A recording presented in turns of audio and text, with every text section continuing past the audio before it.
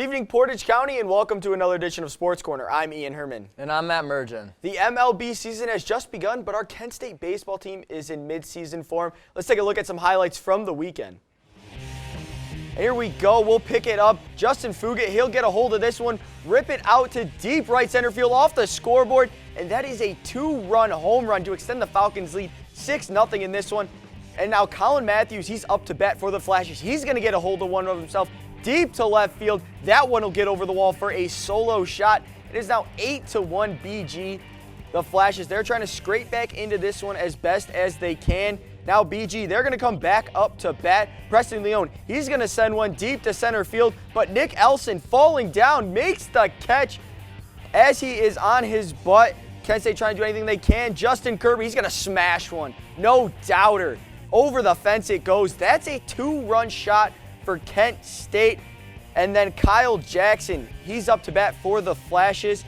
He's going to end up hitting this one down the opposite foul line for a couple RBIs, going to drive those in for a single. Unfortunately, Kent State could not complete the comeback. They lose 9-5.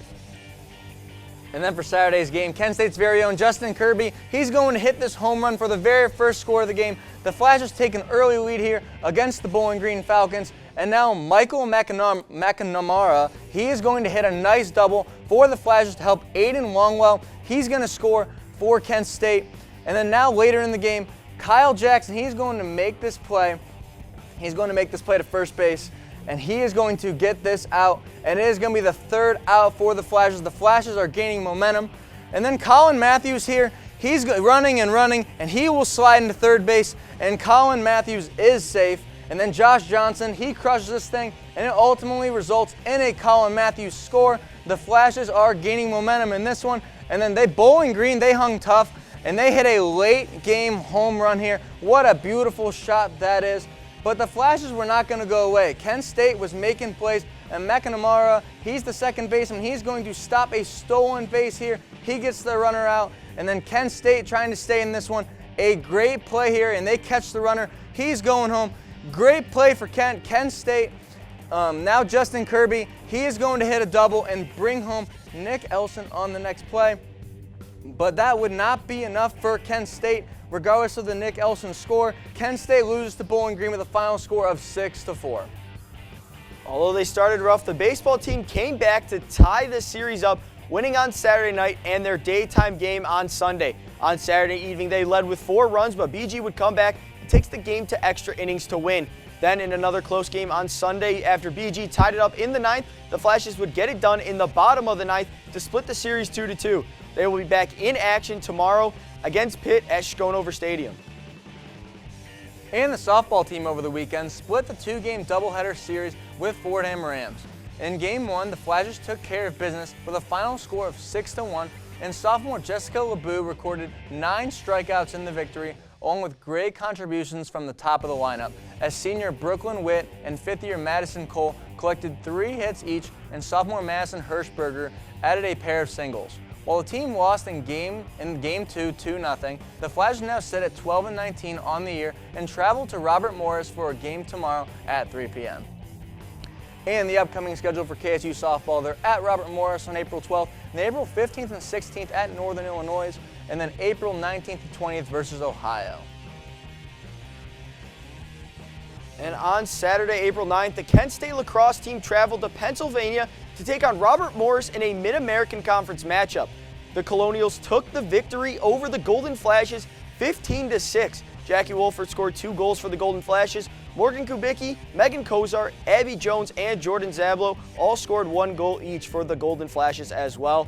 Kent State will now head back home for their next game next Saturday when they host Central Michigan at 1 p.m. on Senior Day.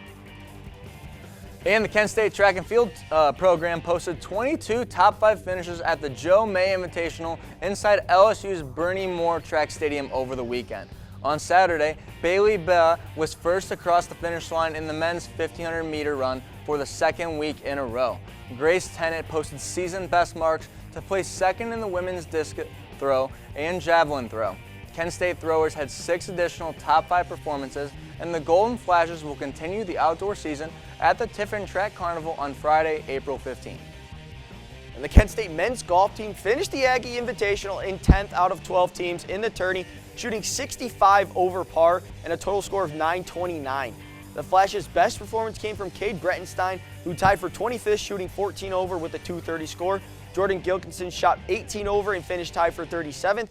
Chris Van Detz finished tied for 43rd, 19 over. Josh Gilkinson tied for 52nd, shooting 21 over. And Bryce Reed finished tied for 66th, shooting over 27.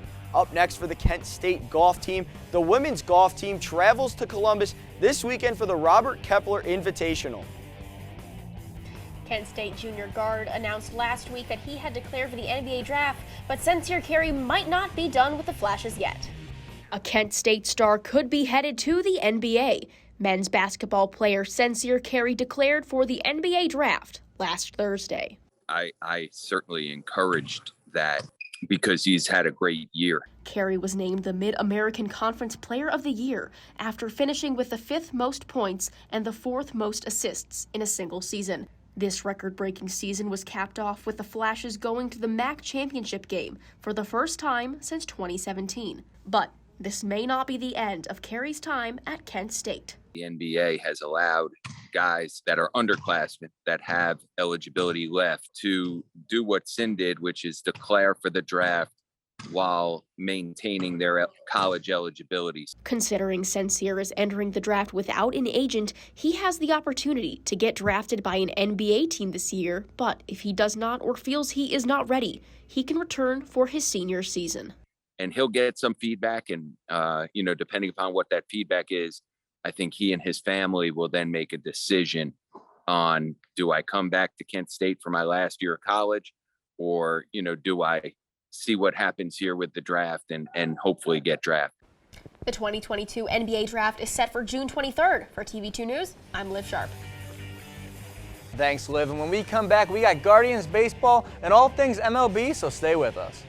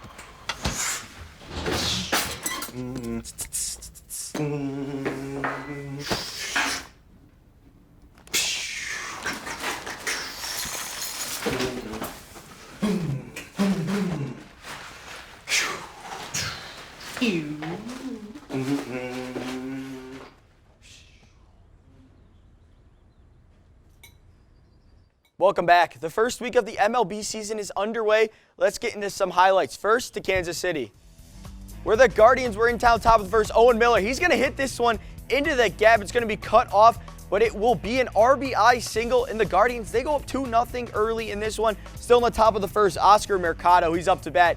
He's going to golf this one out from the dirt. Over the fence it goes. Grand salami. The Guardians are up 6-0 and not looking back. We'll go to the top of the second. Bases loaded yet again, this time Ahmed Rosario. He's going to sneak one through the infield. That'll be a 2 RBI single. It is now 8-0 Guardians just in the second. And we're still in the second. Andreas Jimenez, he wants to get in on the action. Down the line it goes. That'll get into the corner. That'll score 2 for another 2 RBI double. Rosario scoring from first on the play. It is 10-0 Cleveland.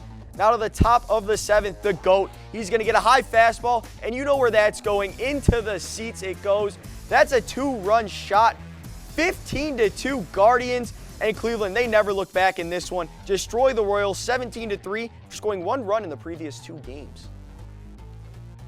And now earlier today, the Guardians, they get another win, putting up 10 runs in this one, winning it 10-7. Stephen Kwan continues playing great, 1 for 3, 2 runs, 3 RBIs. Andrew Benintendi went 3 for 3. Home run, 3 RBIs for the Royals.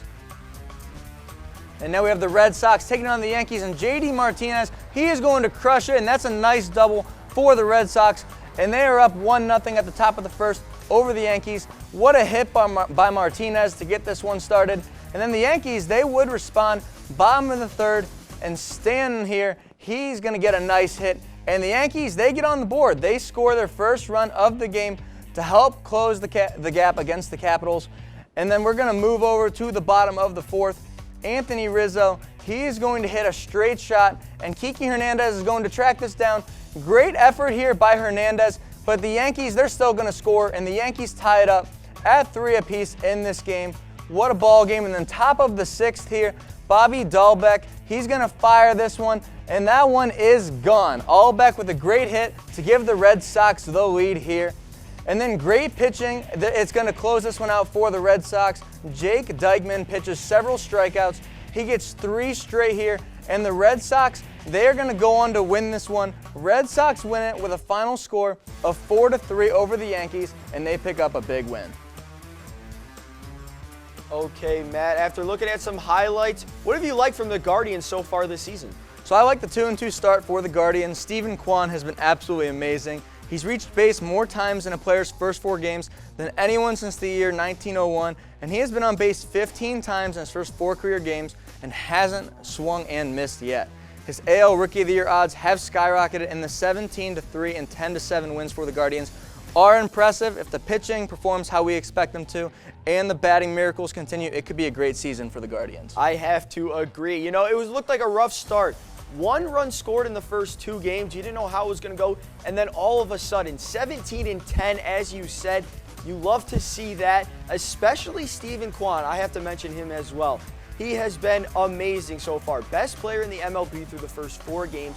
10 of 14, 3 walks, 800, 857 on base, and a 1.857 OPS. The top 5 was Straw, Kwan, Jose, Franmil, and Rosario. Looks very good for this Guardians roster, and I can't wait to keep it going. Now we'll go to Pittsburgh, where the Predators were in town taking on the Penguins. We'll pick it up in the first. Crystal Tank pitches. The puck goes to Rickard Rakell. Over to Sidney Crosby, one-timer, back of the net. Take a look at it again, wide open. He's going to bury that. Crosby now just 2 points from 1,400. It's 1-0 Pens. Now we're later in the first. Matt Duchene, he's going to get the outlet pass. Defender's going to fall. He goes in on a break. Backhand, forehand mix. Casey DeSmith looks silly. Back of the net. We are tied at 1. Now to the third period we go. Predators, they are attacking. They'll get a shot off, get the rebound. It hits off the post. Matheson tries to clear out to Nick Cousins. He's going to make no mistake. DeSmith, not sure if he knew where the puck was on this. Take a look. Bounces out on the bad clear from Matheson right to Cousins. Top shelf pass to Smith. 2-1. Now Rakell skating in. Drops to Crosby. Over to Jason Zucker. Backhand. Change up past the goalie. That makes it 2-2. Crosby now just needs 1 more point for 1,400. Can he get the job done in this one? Overtime we go. Matheson, he's trying to make up for it though. Skating in, loses it. Predators pick it up, but Crosby with the strip. Nice play, cuts in, tries to go backdoor to Matheson, cuts out to Rakell, wide open to Crosby. Back of the net it goes. That makes it point 1,400. Crosby with points on all 3 goals. To get to 1,400, take a look at it, wide open. You know Crosby's not going to miss that one. The Penguins, they get a must-needed win as they've been struggling lately. They win it 3-2. And then we got the Caps taking on the Bruins. Connor Sherry passes to Kuznetsov, and Linus Ullmark is going to get this save. Let's take a look at that one more time. That was a great save by Ullmark. And then Connor Sherry again, he's going to get to John Carlson, and John Carlson's going to get this score. What a shot right there, right past his glove for the score to make it 1-0 Caps.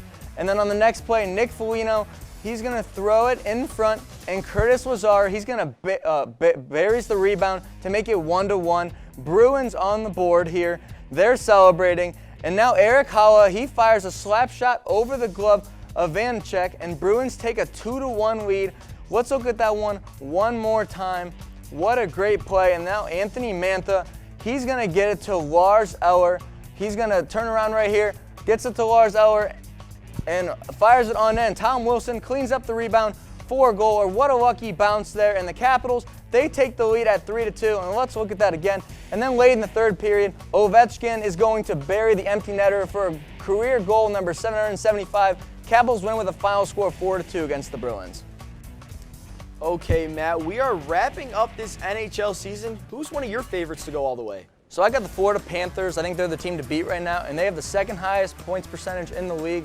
And the team has improved after the Ben Sherratt and Claude Giroux acquisitions. They've won 7 straight, and they also have an easy schedule ahead of them with the Ducks, Jets, Red Wings twice, and the Islanders, who are all bottom 10 teams in the league in my opinion. And I expect them to continue that win streak against these teams.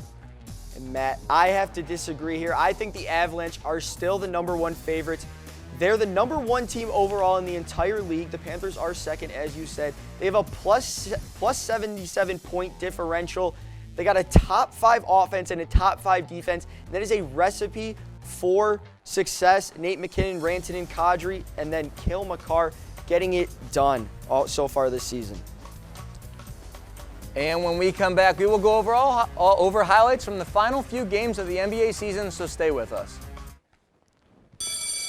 Good morning. Hope you all had a good weekend and are ready to be inspired. One quick thing I want to remind you guys to be studying. Major key alert. Did you just look at your phone while you was in class? You played yourself. Today we're talking about inspirational quotes. You want to get that paper? You better turn in that paper and get an A+. That's a major key. Another one. Mogul talk. You want to reach the mountaintop? You got to go hard. To succeed, you have to believe. Stay focused. Fly higher than the eagle. Don't ever play yourself. The key is to make it, so make it.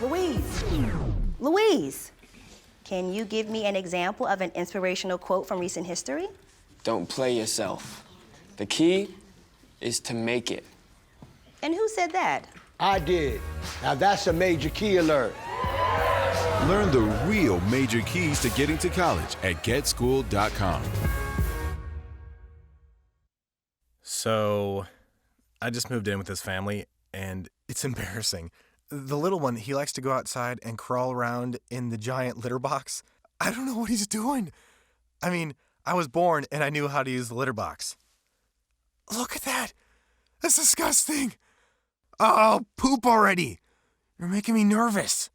Oh, okay, I can't look at this anymore. I really hope he grows out of this, for his sake. Welcome back, and we got Cavs basketball and all NBA. So we got the Cavs, Karis LeVert and the Cavs taking on the Milwaukee Bucks in the land. And here on the first play, we're going to have Rajon Rondo, and he's going to pass it to Lamar Stevens, who is going to go baseline for the two-handed slam. Cavs with a huge lead early. Let's look at that one more time. What a slam by Stevens here on the replay. That's a phenomenal dunk over Antetokounmpo. And now the Bucks moving the ball around, continuing to swing it. It's going to go to Giannis Antetokounmpo, who fakes out Markkanen and posters Kevin Love. What a dunk there. Giannis with a little spark for Milwaukee. And then here's some great defense by Mobley. What a block that was. And that kickstarts the break. Chetty to LeVert. LeVert is going to find Mobley here. And then Mobley's going to get the slam. Mobley doing it on both ends of the floor. What a game he had for Cleveland. Here come the Cavs. Rondo with the sweet pass. Dime to Okoro for the slam. What an amazing play by these two. And the dunk was amazing, but talk about that nice pass. What a pinpoint dime. Playoff Rondo coming a little early for Cleveland. Cavs win it with a final score of 133-115. Cavs will play Brooklyn in the play-in. Now we will head out west to Houston. The Atlanta Hawks are in town taking on the Rockets. First quarter, Garrison Matthews with the ball. He's going to see the lane, drive in, one-hand slam. Take a look at it again. Sees the open lane. He's going to go in, one-hand slam. Now to the second quarter we go. Hawks with the ball. They'll get it stolen. David Nwaba, he has it. He's going to race down the court to Josh Christopher, to KJ Martin, two-hand slam. The Rockets yamming all over the Hawks today. And now the Hawks, they're trying to maintain their lead, though. Bogdan Bogdanovic, he'll get the ball. He's just going to let it fly from three, and he's going to hit that. Now DeLon Wright, he's going to pass this one to Bogdanovic. This time he's going to drive in, rise up, and one shot. Gets it to fall. We're going to take a look at this one again as well. Sees the contact, lets it go over top the defender.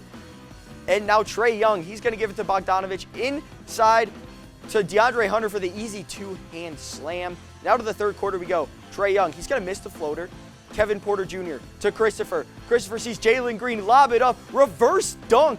Take a look at it again. Green almost hits his head on the hoop, just misses that, gets the dunk. Fourth quarter. Hawks trying to close it out. Trey Young, sidestep three. That puts them up 20. And the Hawks, they never looked back. They win big, 130-114.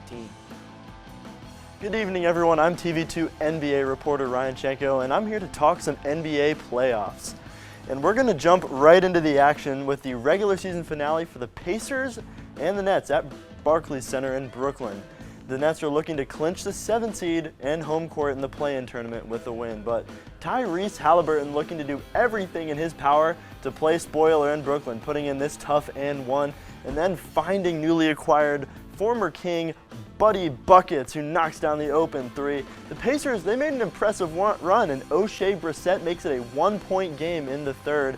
But the story here is, how long can you contain Kyrie? And for the Pacers, it was until about the middle of the third quarter. He hits a deep three and then double behind the back in a tough finish right in front of TJ McConnell. The Pacers made one final push. Halliburton to Hield again, and that makes it a 10-point game. But here's just vintage Kyrie. That move, I've been told, is illegal in every state but New York.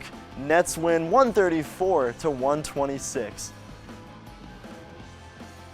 So Ryan, what do you think the Cavs' ceiling is this year as they get ready for the NBA playoffs? I mean, well, the Cavs have already gone above and beyond their expectations this season, and I think that will not continue, unfortunately, into the playoffs. I mean, injuries have just ravaged this roster, so I think they're going to lose in the first round to the Heat in 6 games. Garland and Mobley will carry the Cavs to 2 home wins, but I don't think it'll be enough. Miami, I mean, they just have too much defense, too much experience from the likes of Jimmy Butler and NBA champion Kyle Lowry. All right, who do you think will match up in the finals when it's all said and done?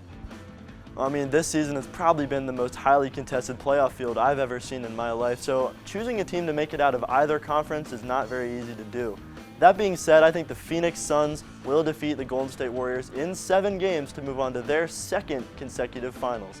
And in the East, a bit of an upset here, I think the Celtics will beat the 76ers in 6 to advance to their first NBA Finals since 2010. But in the end, Chris Paul and the Suns will capture that elusive championship. All right, Ryan, if the Suns win the finals, who will win Finals MVP?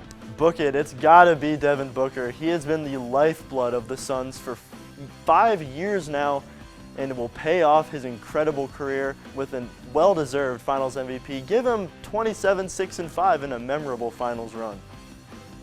And rolling right into my picks for the most highly contested NBA awards, I mean, the MVP has got to be Joel Embiid. My Defensive Player of the Year for the 2nd time in his career, Giannis Antetokounmpo. My Coach of the Year, Chris Finch of the T-Wolves, for turning around that franchise. And for Rookie of the Year, it's got to be Cade Cunningham, just sneaking the award over Evan Mobley and Josh Giddey of the Thunder. My MVP this season is Luka Doncic. Without Luka, the Mavericks are barely a play-in team. My Coach of the Year is Taylor Jenkins. He has the rookies as the 2 seed, and the team is 22 without Josh, showing he can lead a team even without their best player. My D-boy is Robert Williams. Williams is averaging just under a steal a game, 2.2 blocks per game, even though he got hurt. Still led that Boston team to one of the best defenses this season. My Rookie of the Year is Evan Mobley. His impact, not just offensively, but as one of the best defenders as a rookie, makes him my Rookie of the Year. And for my NBA award predictions, I got the MVP is Nikola Jokic. He's doing it all for the Nuggets. My Defensive Player of the Year is Giannis Antetokounmpo, the current reigning NBA champion. And Rookie of the Year is Evan Mobley. And the Coach of the Year has to be JB Bickerstaff. He's done the impossible. He's taken a Cavs team without LeBron to the playoffs for the first time since the 90s. I got to give it to him. We got one more award here. Our buddy Austin, he couldn't make it on, but his MVP is Giannis. His D-boy is Giannis. His Rookie of the Year is Giannis. And his Coach of the Year is Giannis Antetokounmpo. Shout out to Austin for submitting his picks today. And now taking a look at the Eastern Conference playoffs, we got the Heat will take on whoever is the 8th seed. The Celtics will take on whoever is the 7th seed. The Bucks, they play the Bulls. The 76ers, they play the Raptors. The 7-8 matchup for the play-in is Nets Cavaliers. And whoever loses that 7-8 game will play the winner of the Hawks and Hornets for the 8th seed. And when we come back, we'll take a look at our men on the Silver Mountain and our award-winning segments. Stay with us.